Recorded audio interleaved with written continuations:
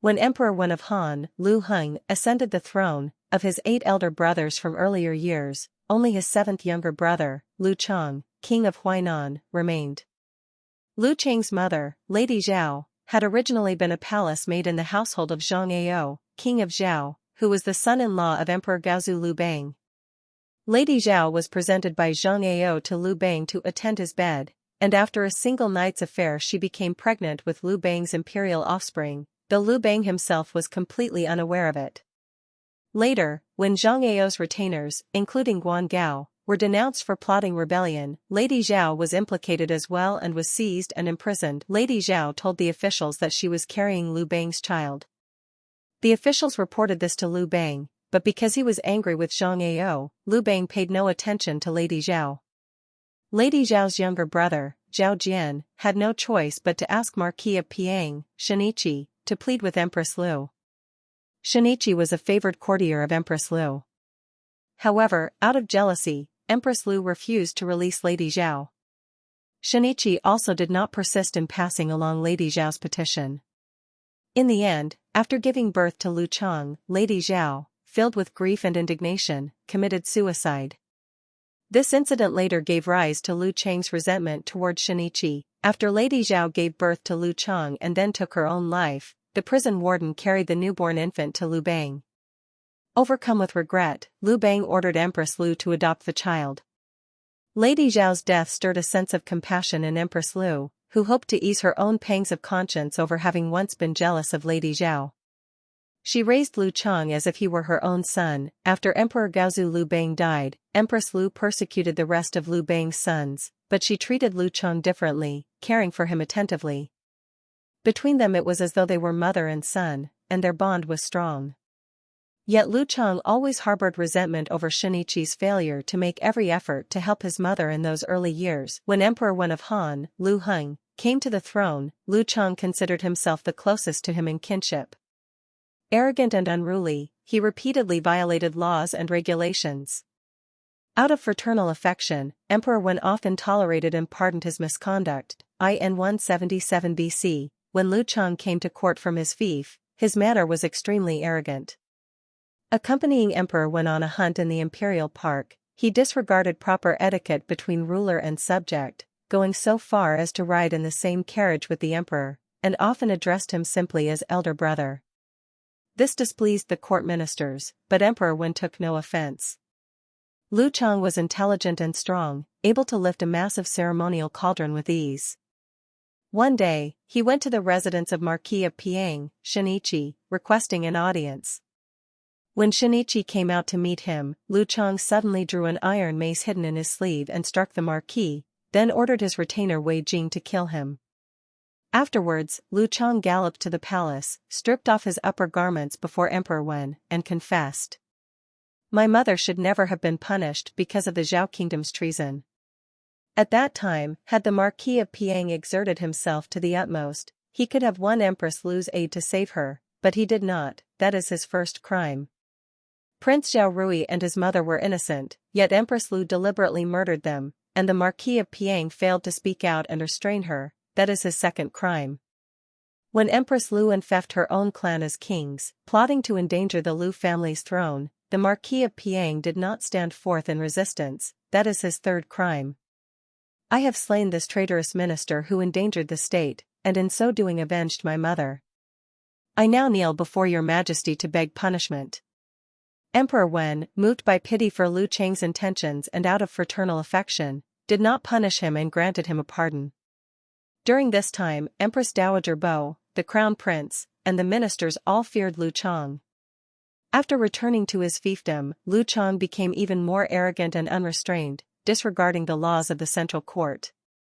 Whenever he entered or left his palace, he ordered guards to clear the way, and he even called his own edicts imperial decrees, creating a separate system of laws, imitating the majesty of the Son of Heaven in every respect. He flouted imperial authority and grew utterly reckless. In 174 BC, Liu Chang hatched an absurd plan to rebel with a mere 70 men and 40 large carts, and he sent envoys to make contact with various factions in Mingyue and the Xiongnu. The court discovered the plot, punished those involved in the treason, and sent envoys to summon Liu Chang to the capital. He then arrived in Chang'an.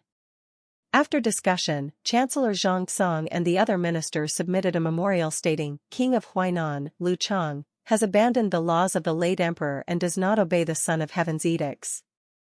He disregards legal norms, uses a carriage meant for the emperor, and imitates the majesty of the Son of Heaven when coming and going. He issues his own decrees and does not follow the laws of the Han dynasty. He arbitrarily appoints officials and shelters fugitives who bear guilt, clearly harboring unlawful intentions. He has even discussed sending envoys to Mingyue and the Xiongnu to raise troops in response. He aims to endanger the ancestral temples and the state. We request that your majesty sentence Liu Chang to death according to the law. Emperor Wen of Han responded by decree, I cannot bear to punish the king of Huainan according to the law. You may continue to deliberate on this matter. Thus, the ministers once again submitted a memorial requesting that Liu Chang be punished according to the law. Emperor Wen of Han issued a decree, I cannot bear to punish the king of Huainan according to the law. Pardon him for the death penalty, but strip him of his kingship. Thus, the ministers submitted a third memorial, stating, Liu Chang has committed a grave crime deserving death. Your Majesty, out of compassion, spares him and abolishes his kingship. We respectfully request that Liu Chang be sent to Shu Commandery, and that any of his wives or concubines who have borne him children accompany him. Let local authorities build houses for them, provide food, firewood, vegetables, cooking utensils, tableware, and furniture. We, risking our lives in making this request, ask that this matter be announced throughout the realm. Finally, Emperor Wen of Han, with no alternative, issued an edict, grant Liu Chang 5 jin of meat and 2 dou of wine daily. Order 10 of his former favored concubines to accompany him to Shu Commandery. All other provisions may follow the minister's recommendations. Thus, the court executed all of Liu Chang's co-conspirators in the rebellion, and then ordered the king of Huainan to depart, transported along the way in a cart with restraints, while local counties handed him over to Shu, present-day Sichuan province. At that time, the favored courtier Yuanong said to Emperor Wen, Your Majesty has long indulged the king of Huainan, yet did not assign him a strict tutor or prime minister to guide him, which has led him to this unfortunate state. Moreover, the king is naturally strong-willed. If he is harshly treated on the journey, I fear he may suddenly fall ill from exposure and die. What if your Majesty gains the infamy of having killed your own brother? Emperor Wen, unconcerned, replied, I am only letting him taste hardship. He will return before long. Along the route, the officials escorting Liu Chang did not dare to open the sealed doors of his prison cart.